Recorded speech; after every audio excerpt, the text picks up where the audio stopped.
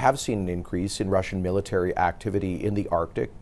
I was recently at NORAD headquarters in Colorado Springs, and the commanders there told me that they have not seen the current level of Russian Air Force activity over the Arctic for a couple of decades at least.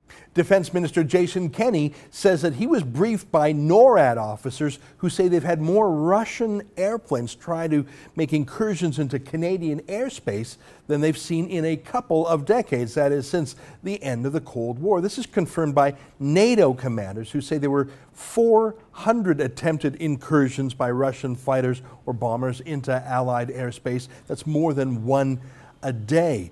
Now, of course, the Russian foreign minister is not coming to the Canadian meeting of the Arctic nations in Iqaluit. It's no surprise tensions are rising. Russia is angry that Canada would stand with Ukraine against the slow-motion invasion by Vladimir Putin, and that we're sending 200 troops to Ukraine to train them better. A new Cold War is upon us. Now, these things are rhetorical posturing and just testing limits, but no actual changing of the strategic balance. But that is not the case in Iran, where Russia has announced that it will expedite the sale of its sophisticated S-300 anti-aircraft missiles. These are not just some shoulder-launched thing that some mujahideen would fire. These are major weapon systems like the U.S. Patriot missile system, and it would change the balance of power dramatically. The United States, their great advantage around the world is its aircraft carriers and the aircraft based on those. Israel's great advantage over its neighbors is its air force as well.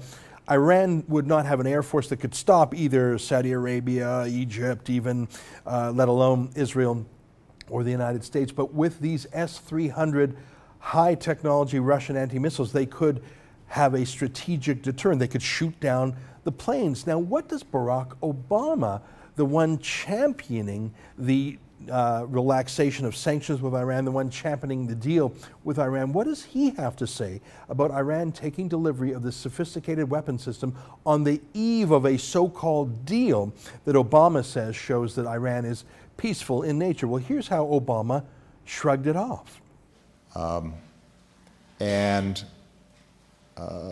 I'm frankly surprised that it held this long, given that they were not prohibited by sanctions from selling these defensive weapons. When I say I'm not surprised, given some of the deterioration in the relationship between Russia and the United States, and the fact that their economy is under strain, and this was a substantial sale. So, no biggie. Oh, yeah, he's surprised the Russians haven't done it for years. I mean, come on, jobs, people. Did you hear that? The Russian economy needs it. Where is the passionate defense of American interests? Where is the obvious common sense that bringing in a heavy anti-missile system like this on the eve of signing a deal pledging you're not going to build nuclear bombs is sort of proof that you don't mean to honor that deal? Where is a basic resistance to Russia expanding its sphere of influence and its power around the world? There is none.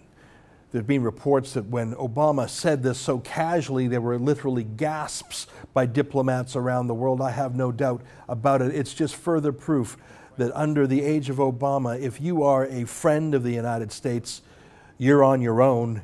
If you're an enemy of the United States, these are good times. For TheRebel.media, I'm Ezra Levant.